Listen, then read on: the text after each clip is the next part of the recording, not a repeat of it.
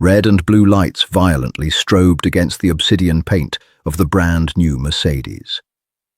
Cold steel handcuffs clicked tightly around the wrists of a woman who routinely sent men to federal prison. Officer Derek Lawson thought he'd nabbed a slick car thief. Instead, he'd just arrested a sitting federal judge. The Honorable Patricia Reynolds was exhausted. At 58 years old, she had spent the last 15 years serving as a United States District Judge for the Eastern District. Her courtroom was known as a place of absolute order, razor-sharp legal scrutiny, and uncompromising fairness. She was a woman who had broken through every glass ceiling imaginable, fighting her way from a working-class neighborhood to the Ivy League, and finally to a lifetime appointment on the federal bench. It was a Friday evening in late October, and a crisp autumn chill hung in the air. Patricia had just wrapped up a grueling 3-week white-collar fraud trial. To celebrate her recent birthday and the conclusion of the exhausting case, she had finally treated herself to something she had wanted for a decade: a 2026 Mercedes-Benz S580. It was a masterpiece of German engineering, painted an elegant obsidian black with an immaculate cream leather interior. She was driving home through the wealthy, manicured enclave of Crestview Hills, a suburban fortress of sprawling estates and private country clubs. Patricia lived in Crestview. She had owned a beautiful home there for 8 years. But tonight, she wasn't wearing her usual tailored St. John knits or her black judicial robes. She was dressed down in a simple grey cashmere sweater, comfortable dark jeans, and loafers. Her hair was pulled back into a simple, unbothered knot. She looked like anyone else trying to get home after a long week. Sitting in a police cruiser tucked behind a cluster of thick oak trees was Officer Derek Lawson. Lawson was a 10-year veteran of the Crestview Hills Police Department. He was a man who prided himself on being a wolf hunter in a town of sheep. In reality, his personnel file was thick with excessive force complaints and allegations of racial profiling, all meticulously swept under the rug by a sympathetic union representative and a department desperate to avoid bad PR. Beside him sat his new partner, a 23-year-old rookie named Brian Miller, who was fresh out of the academy and still idealistic enough to believe policing was about helping people. As Patricia's sleek Mercedes glided silently past their hidden cruiser, going exactly the speed limit of 35 miles per hour, Lawson's eyes narrowed. "Look at that," Lawson muttered, tapping his fingers against the steering wheel. "Look at what?" Officer Miller asked, glancing up from the mobile data terminal. "They aren't speeding. Brand new S-Class. Dealer tags," Lawson noted, his voice dripping with cynical suspicion. As the streetlights illuminated the interior of the Mercedes for a fraction of a second, Lawson caught a glimpse of the driver, a black woman in casual clothes. In his deeply biased, preconceived worldview, the math didn't add up. Crestview Hills was overwhelmingly white, and the few minorities who lived there were usually recognized by the local patrolman. Lawson didn't recognize her. Therefore, she didn't belong. "Probably a joyride," Lawson said, shifting the cruiser into drive. "Or someone moving weight. You don't drive a $150,000 car in a hoodie." "It's a cashmere sweater, Derek," Miller pointed out softly, "and she's doing the speed limit." "Criminals always do the speed limit when they're holding," Lawson sneered, ignoring the rookie's hesitation. He pulled out from behind the trees and accelerated, closing the distance between the cruiser and the Mercedes. Inside the S-Class, Patricia glanced in her rearview mirror. She saw the headlights rapidly approaching and then locking onto her bumper. She sighed, feeling a familiar, heavy knot form in her stomach. Despite her elite status, her education, and her immense federal authority, she knew exactly what was happening. It was a reality she had spoken about at law symposiums across the country. Just a routine run of the plates, she thought to herself. maintaining her speed and keeping her hands positioned perfectly at 10 and 2 on the steering wheel. Let him run them. Let him see it's registered to my address. But Lawson didn't want to just run the plates. The temporary dealer tag was slightly obscured by the metallic frame the dealership had installed. It was a weak pretext, but legally it was all the excuse he needed.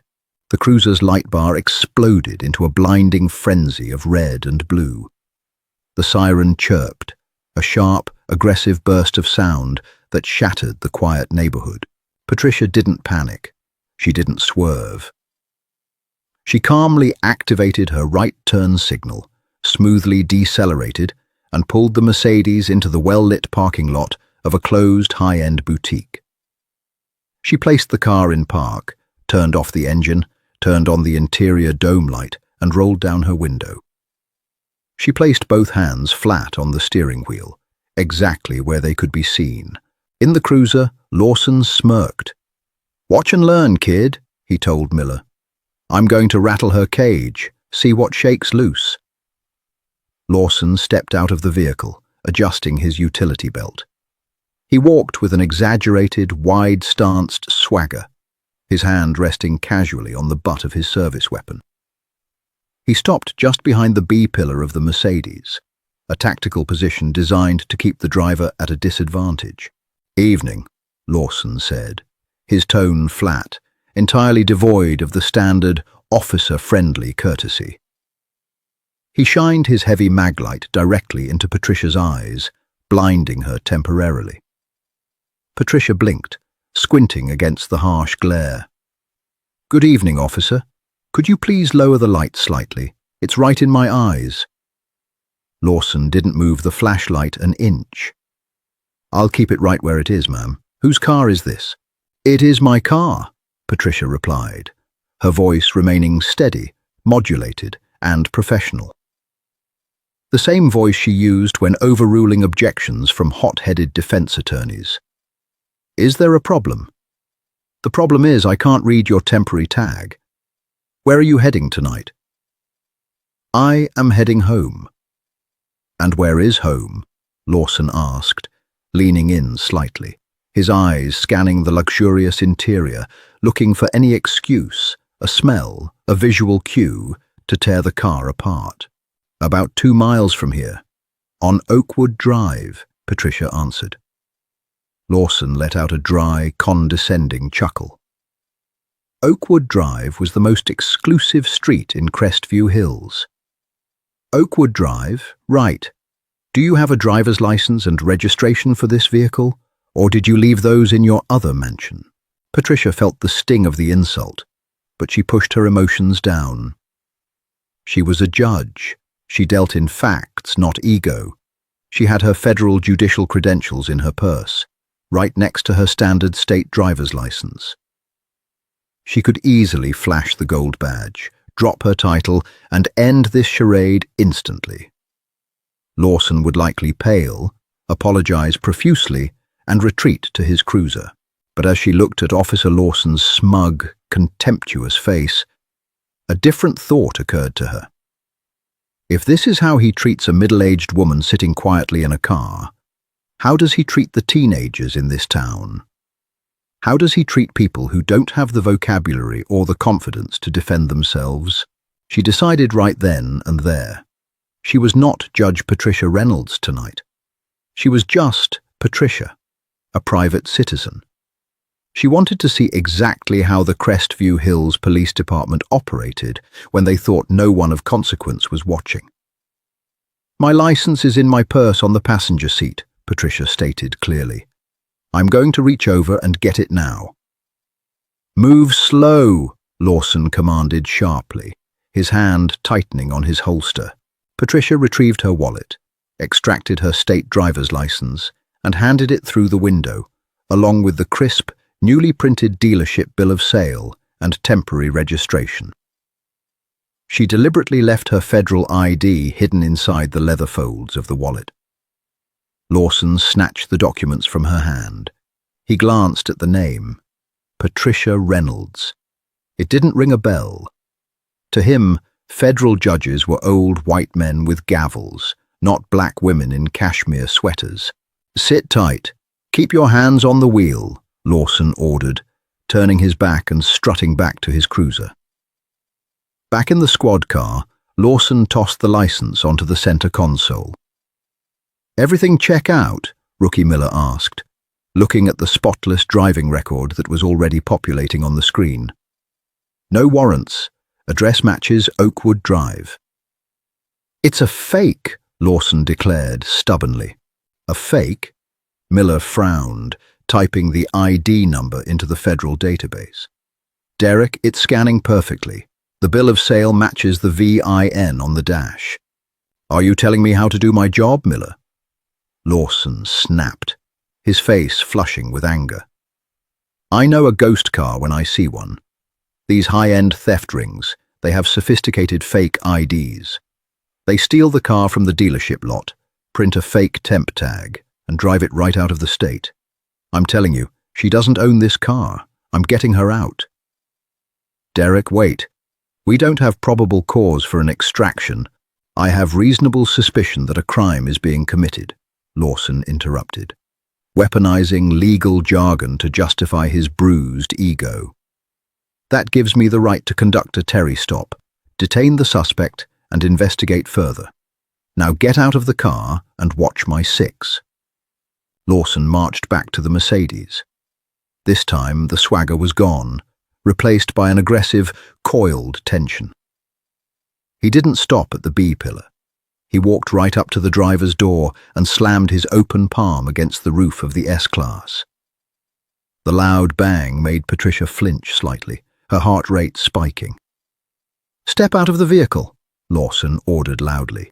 Patricia turned her head, looking at the officer with a gaze that had withered arrogant prosecutors and hardened criminals alike.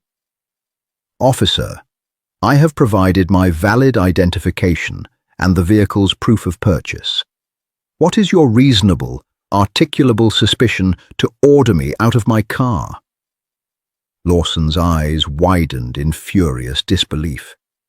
He hated it when citizens used legal terms. To him, it was a challenge to his absolute authority. "I am giving you a lawful order," Lawson shouted, his voice echoing off the brick walls of the empty boutique. "Step out of the car right now, or I will extract you through this window." Officer Miller, standing a few feet back, shifted uncomfortably. "Derek, dial it back," he whispered. But Lawson ignored him. Patricia realized the situation was rapidly deteriorating. The man was not operating on logic, he was operating on unchecked adrenaline and bias. She knew the Supreme Court precedent. Pennsylvania versus Mims gave officers the right to order a driver out of a vehicle during a lawful traffic stop for officer safety. But this wasn't about safety, it was about dominance. Still, Patricia was a creature of the law. She would comply with the physical order and fight the legal battle in the arena she controlled. The courtroom. "I am stepping out," Patricia said calmly. She pulled the handle and pushed the heavy door open. She stepped onto the pavement, standing at her full height of 5'9", looking Lawson squarely in the eye. "Turn around and place your hands on the roof of the car," Lawson barked, reaching to his belt and unhooking his handcuffs. "Officer," Patricia said, her voice dropping an octave, carrying the terrifying weight of absolute authority. "I strongly advise you to call your watch commander or the precinct captain before you take another step. You are making a profound mistake." "The only mistake here is you thinking you can talk your way out of a felony," Lawson sneered. Before Patricia could say another word, Lawson grabbed her left wrist, twisting her arm behind her back with unnecessary force. The sudden, sharp pain shot through her shoulder. She gasped, shocked by the sheer physical brutality of the movement. "Stop resisting!" Lawson yelled, a phrase he used purely for the benefit of his rookie's body camera. "I am not resisting," Patricia said through gritted teeth, holding her right arm out to comply. "But you are currently assaulting a private citizen without cause." Click, click, Click. The cold steel jaws of the handcuffs clamped down viciously around her wrists. Lawson squeezed them tight. Too tight. The metal bit into Patricia's skin, pinching her nerves. Across the street, the door to a high-end wine bar opened. A patron, a local corporate attorney named David Harrison, stepped out into the cool air. He froze, watching the scene unfold under the harsh glare of the streetlights. He pulled out his phone and instinctively hit record, zooming in on the aggressive officer and the elegantly dressed black woman pressed against the side of the luxury car. "You're under arrest on suspicion of grand theft auto," Lawson recited, patting her down roughly. "You haven't even verified the VIN," Patricia pointed out, her breathing shallow but her mind racing with complete clarity. She was mentally cataloguing every violation, every breach of protocol, every civil rights infringement. It was a staggering list. "I don't need to verify anything with you," Lawson shoved her toward the cruiser.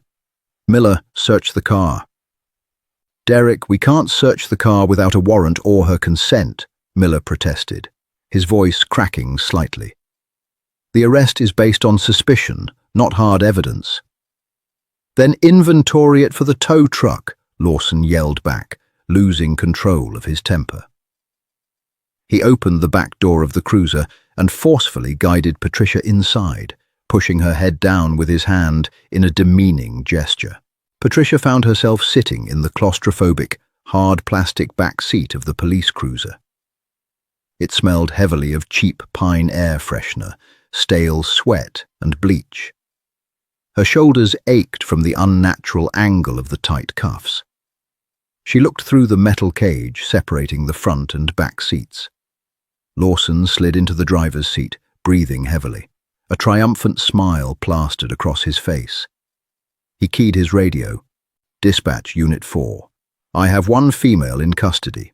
Suspicion of GTA, requesting a flatbed tow to impound a Mercedes S-Class."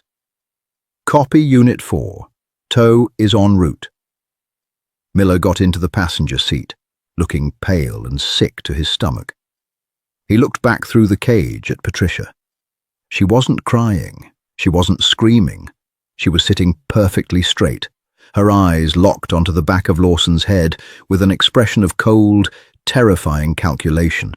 "You people always think you're so smart," Lawson chuckled, putting the car in drive and pulling away from the scene, leaving the beautiful Mercedes behind for the tow truck.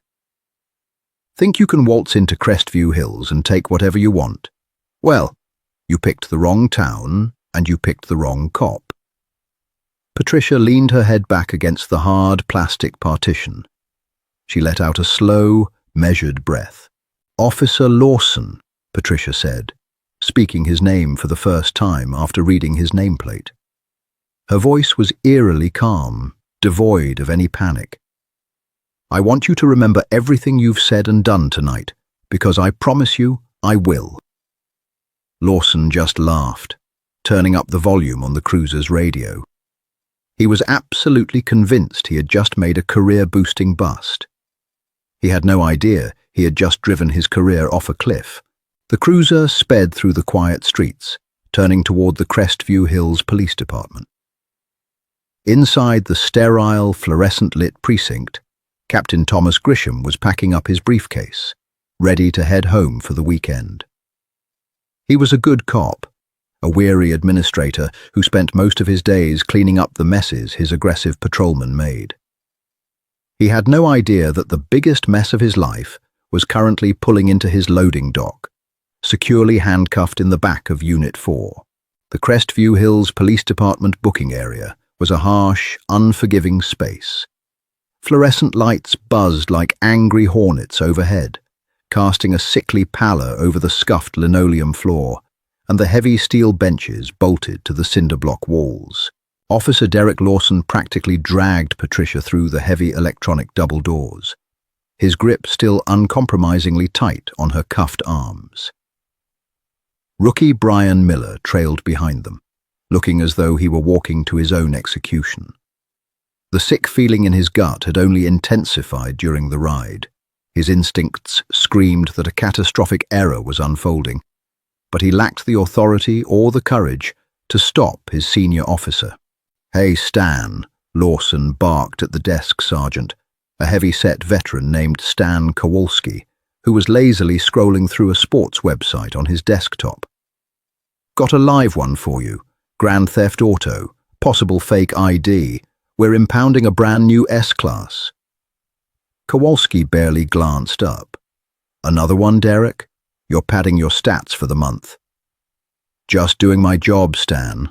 Lawson puffed out his chest, shoving Patricia towards the chain-link holding cage.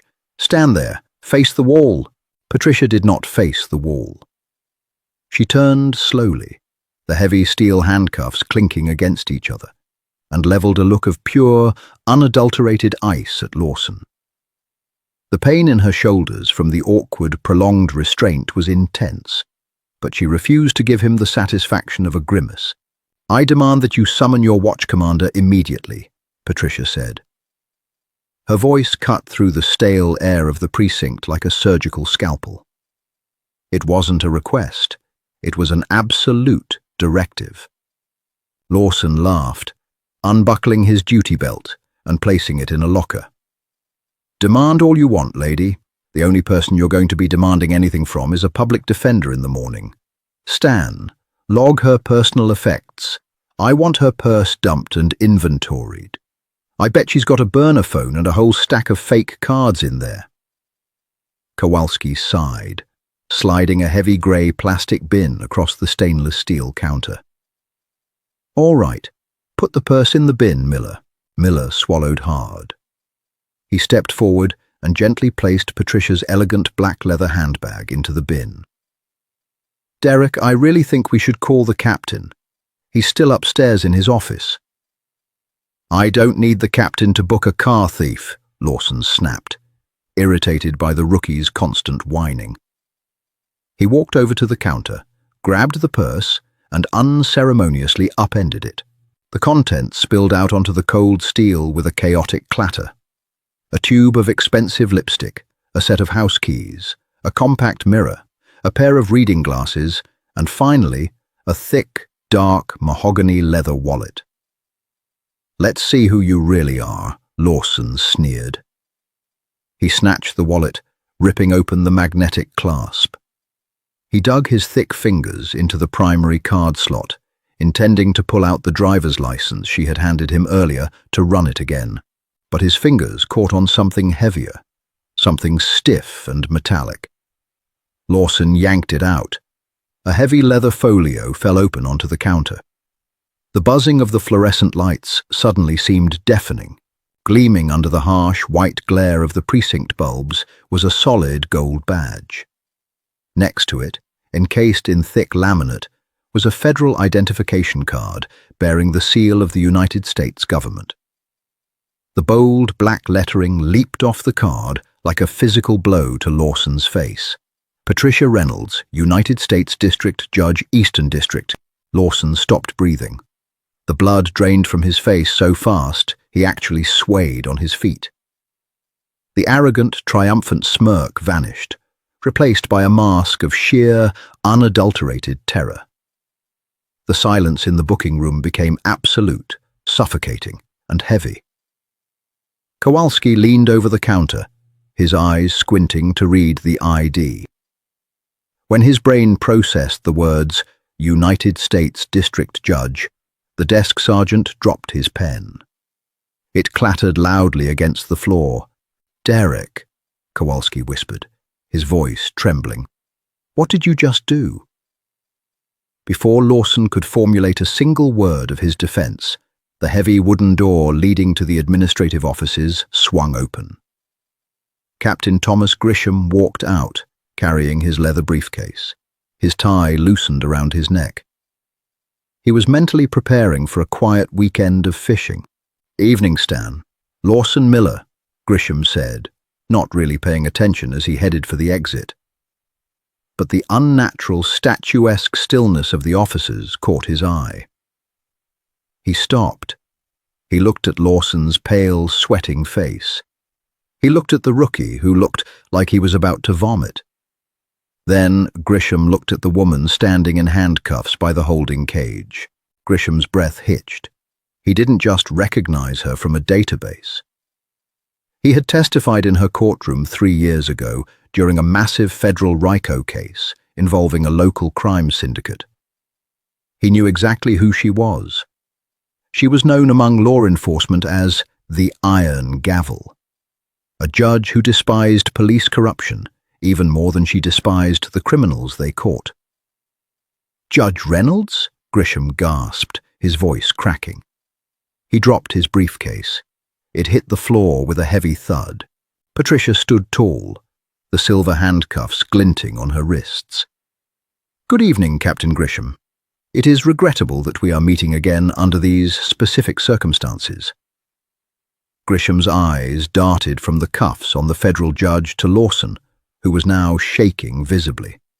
"Lawson," Grisham said, his voice dropping to a terrifyingly quiet, dangerous register. "Get those cuffs off her. Right. Now." "Captain, I didn't know," Lawson stammered, fumbling blindly for his handcuff keys, his hands shaking so violently he dropped them twice. "She was in a new S-Class. Temporary tags. I thought it was a stolen—" "Shut your mouth," Grisham roared, the volume shaking the dust from the ceiling tiles. "Not another word. Unlock her." Lawson practically lunged forward, his hands trembling as he jammed the small key into the cuffs. Click, click. The steel jaws released. Patricia slowly brought her arms forward, rubbing the deep, angry red welts left by the over-tightened metal. She did not break eye contact with Lawson.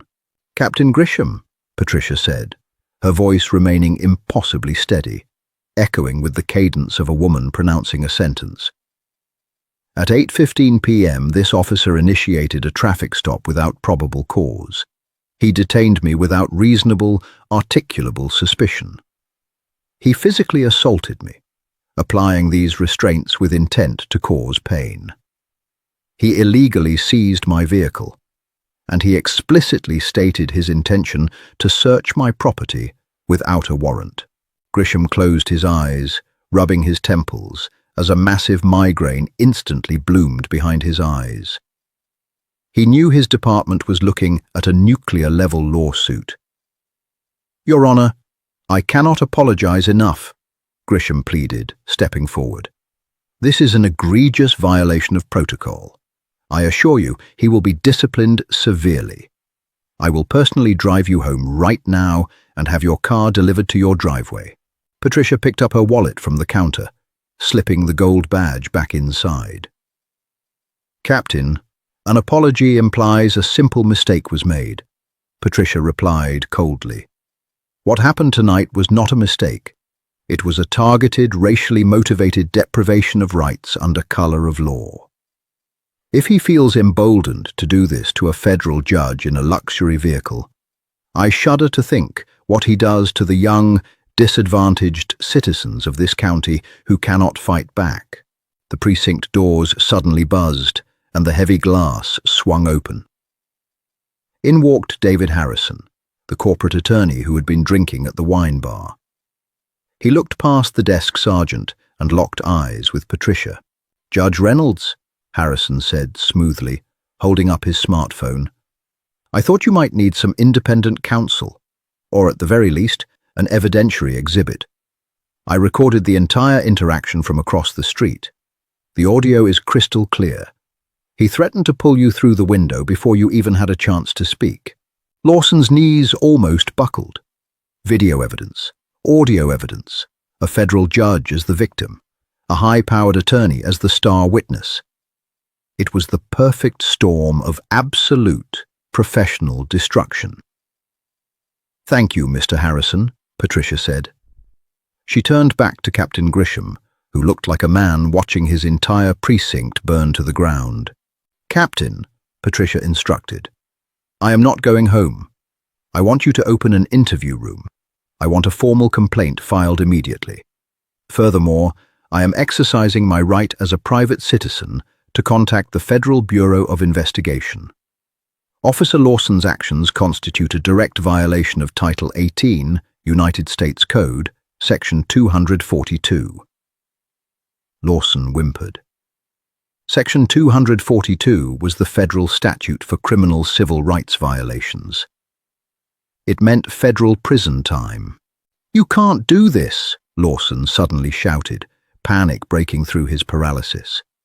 "I'm a decorated officer. It was a good faith mistake. You're going to ruin my life over a misunderstanding." "You ruined your own life, Officer Lawson," Patricia replied sharply.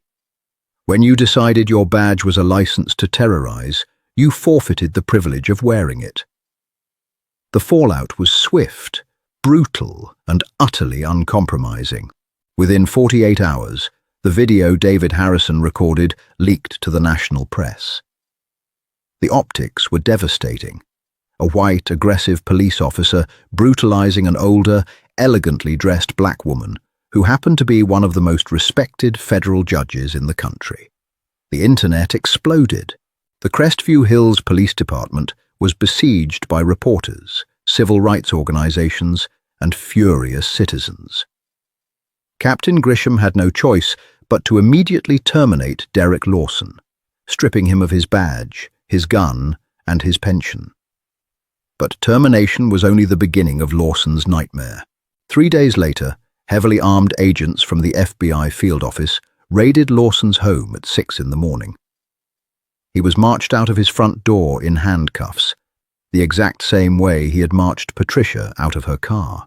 The Department of Justice immediately launched a massive, sweeping probe into the Crestview Hills Police Department. Decades of swept-under-the-rug excessive force complaints against Lawson and several other officers were suddenly ripped open and investigated by relentless federal prosecutors. Rookie Brian Miller, who had fully cooperated with the FBI and testified against Lawson, was given a severe reprimand but kept his job.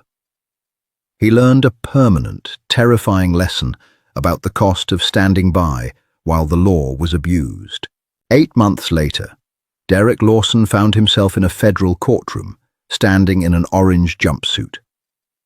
He wasn't in Patricia Reynolds's courtroom, of course. That would be a conflict of interest. He was in the courtroom of her colleague, Judge Marcus Thorne, a man equally infamous for his lack of leniency toward corrupt officials. As the guilty verdict for federal civil rights violations was read, Lawson wept openly. He was sentenced to 5 years in a federal penitentiary. Patricia Reynolds did not attend the sentencing. She was busy in her own courtroom, sitting high on the bench in her black robes, dispensing justice with the blind, uncompromising fairness she had always championed. When her court adjourned for the day, she walked out to the secure parking garage. Her obsidian black Mercedes S580 sat gleaming under the lights, completely untouched by the tow yard. She slid into the cream leather interior, started the quiet, powerful engine, and drove home. She drove exactly the speed limit, and this time no one dared to pull her over. True justice isn't just about punishing the guilty, it's about exposing the systems that allow arrogance and prejudice to thrive in the dark. Judge Patricia Reynolds didn't just fight back with her title. She used the law to dismantle a bully's entire world, proving that true power lies in composure, knowledge, and an unwavering commitment to the truth. If you loved